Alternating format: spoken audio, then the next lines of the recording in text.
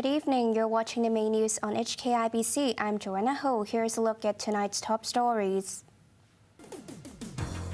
Cathay Pacific's monthly passenger numbers exceed 1 million for the first time since the COVID crisis.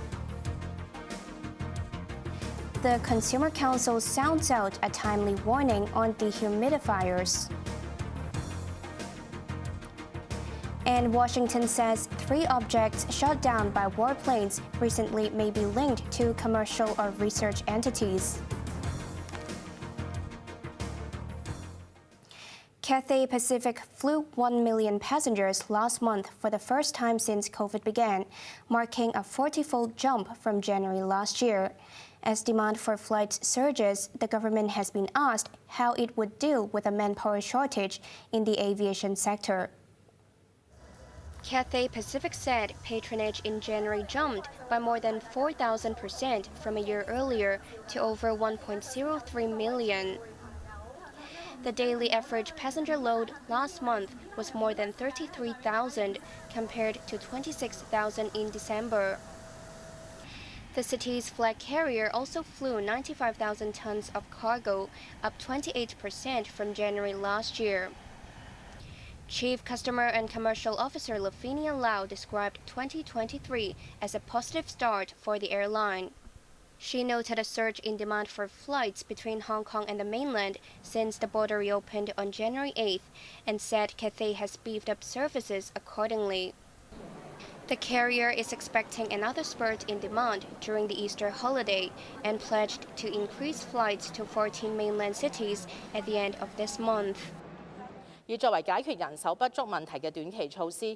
During a legislative council meeting this morning, DAB lawmaker Nixie Lam said there's a manpower shortage in the aviation industry. She asked whether the government would consider importing workers such as pilots and aircraft maintenance engineers. Transport Chief Lam Sai-hung responded that the government is focusing on the local market for pilots as it aims to safeguard employment opportunities for Hong Kong pilots. Local airlines have been encouraged to train cadet pilots. But Lam pledged to carefully consider suggestions, including from the industry and the airport authority, depending on the actual need of the sector and the impact on the local job market. The Consumer Council has resumed in-person press conferences after 5 months because of COVID. In its first briefing, it said installing air filters in dehumidifiers will not improve efficiency. Jenna Slow reports. With humidity rising these days, most households rely on dehumidifiers to dry their clothes. But some gadgets do not live up to their claims. Of the 14 models tested by the Consumer Council, carriers outperformed by almost 17%. 5 dehumidifiers come with a high-efficiency particulate air filter, or HEPA, and all but one can even be used as air purifier. The consumer watchdog has alerted authorities regarding 2 models after discovering a sharp drop in efficiency when the air filter is installed. This model from Zanussi can only extract 16 liters of water per day with the filter on, compared to 27 liters without. Depends on the thickness of the HEPA filter and also the design of the HEPA filter will affect the air circulation. Because if you know the theory of the dehumidification, they actually take in the humid air and then let the water dripping down and then with the dry air coming out. So if the HEPA filter affect the ventilation of the air, and that will affect the efficiency. The watchdog urged consumers to rely on the energy efficiency label instead of the manufacturer's claims, because the makers often conduct tests in an environment that is more favorable to them. We believe it's very important to urge the industry as a whole to use the standard environment. Because for a long time, we don't see any improvement. We believe it is very important to join forces with the authority together to urge the industry together. Apart from a dehumidifier's extraction ability, consumers may also want to pay attention to the size of the water bucket. This Toshiba model can extract 29 liters of water per day, but its bucket can hold less than 4 liters, meaning the user will have to drain it frequently. Janice Low, HKIBC. The consumer watchdog received 6 complaints about emergency home repair services last year, up 4 cases from 2021. One complainant was charged 33 times more than the initial quote to restore electricity after a short circuit. She searched online and was quoted $800, but after an inspection, a technician asked her to pay $26,500 for 3 days of repair work. She paid a $5,000 deposit, then changed her mind and requested a refund, but was rejected. Another technician completed the job in half a day for $5,000. The watchdog advised the victim to seek legal assistance.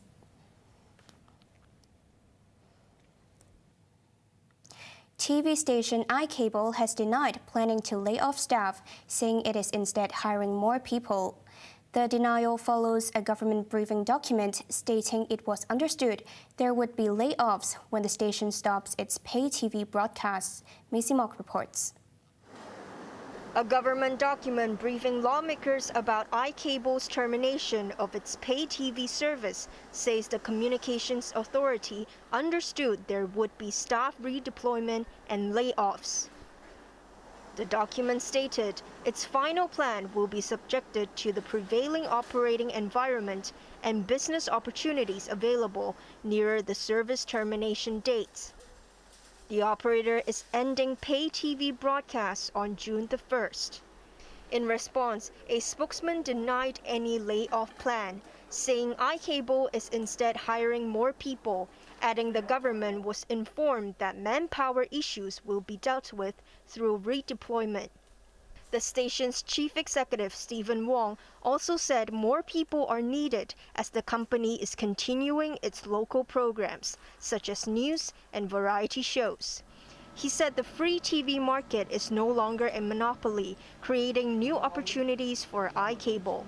Wong hopes Hoi TV on Channel 77 will attract the younger generation, but a journalism lecturer believes that the market is shrinking. When fewer people are watching TV, including the younger generation and some of the middle class. And so the domino effect is the advertiser will also advertise less in the TV channel. So if less advertisement income is flowing to the TV company, then it is not a very lucrative business for them. Commerce Secretary Algernon Yao said the future of pay TV will be decided by viewers. I think the market is very open, and there is always a chance that people is interested to get into the pay TV program. There's no restriction at all. The Consumer Council has not received any complaints about iCable giving up its pay TV license 6 years earlier than scheduled. But Chief Executive Gilly Wong said subscribers can ask the watchdog for help. Maisie Mock, HKIBC. 8 more people have been charged for alleged bribery linked with the airport's third runway project. There are now 10 defendants, and they face a total of 15 charges, including conspiracy for a public servant to accept advantages. 3 of them relate to the airport authority, namely a then general manager and a then principal manager and his wife, while the other 7 comes from sand suppliers and 2 subcontractors, including the operator, proprietor, staff members, and an associate. For the 2 subcontractors concerned, they were engaged in the supplies and transportation of filling materials and also steel works. The 2 managers of the airport authority were responsible for assisting in the management of various contracts, Wong said.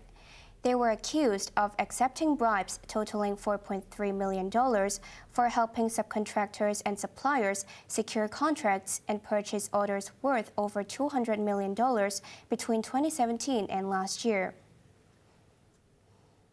Overseas, the United States says 3 objects it shut down in recent days may be research or commercial balloons, but their ownership is not known. The White House was asked about spending large sums of money to take down objects found to be benign. I don't think the president should be embarrassed, right, by the fact that he took action to make sure that our airspace, civilian airspace, was safe. And so to protect the civilian airspace, the president took action. He took recommendation by the Pentagon to take that action. I don't want to get ahead of what will be the final analysis, right, of what the objects may have been or may not have been. Jet fighters were scrambled to destroy the balloons over North America. But in the last case, the top U.S. military official admitted that a missile fired at the object missed and landed in Lake Huron. A second missile found the target. The objects are not linked to a Chinese balloon brought down off the eastern U.S. earlier this month. China said it was a weather airship and not a spy craft as claimed by the U.S. The United Nations is leading efforts to help rebuild earthquake-hit areas of Turkey and Syria. More than a week after a powerful tremor rocked the region, the death toll has climbed to 41,000, with more than 100,000 injured and millions homeless. Rescue work is continuing, and a few more people have been pulled out from under the rubble of collapsed buildings. But grief is turning to anger over the slow arrival of aid. Syria is bearing the bigger burden, receiving far fewer supplies, partly because potential donors support different sides in its civil war. The United Nations is seeking $400 million to help Syria, as well as more money for Turkey. We all know that life-saving aid has not been getting in at the speed and scale needed. 1 week after the devastating earthquakes, millions of people across the region are struggling for survival, homeless, and in freezing temperatures. The human suffering from this epic natural disaster should not be made even worse by man-made obstacles. Access, funding, supplies. Aid must get through from all sides to all sides through all routes without any restriction. A teenager who was rescued in 2018 from a cave in Thailand in a high-profile operation has died in Britain. Dongpep Promtep, who was 17, was found unconscious in his dormitory at a football academy in Leicester. He died in hospital 2 days later. Nicknamed Dom, Promtep was the captain of the Wild Boar junior football team. A dozen boys plus their assistant coach had ventured into a cave in the northern Chiang Rai province before sudden heavy rainfall trapped them inside for over 2 weeks. Elite divers from around the world brought everyone to safety, although one diver passed away.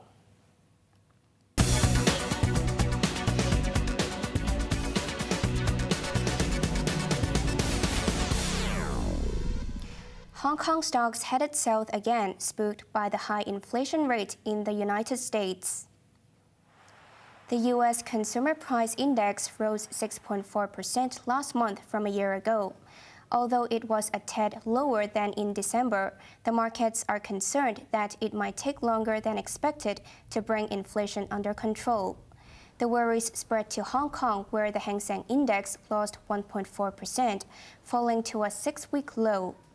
Mainland developers were big losers, with the Long-4 Group tumbling 3.5% and China Resources Land dropping 2.3%. Now let's take a look at the markets. The Hang Seng Index closed down 301 points. To the top 10 active stocks, Tracker Fund was down 30 cents, Tencent was down $1.60. Baidu up $5.40, JD.com down $1.60. To the forex trading against the Hong Kong dollar, euros at 8.41, pounds at 9.46, and Australian dollar at 5.41. Over to the UK market, FTSE 100 is up 11 points. On to the weather now. Staying fine and dry tomorrow. Temperatures will range between 14 and 19 degrees, warming up to 22 degrees this weekend.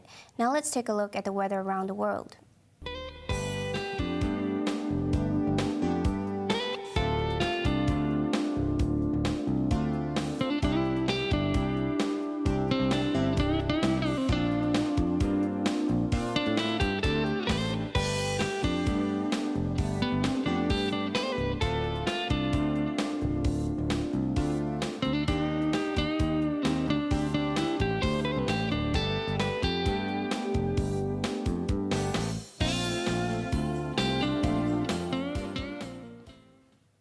That's our main news for Wednesday night. Join us for more news at 11. I'm Joanna Ho. Good evening.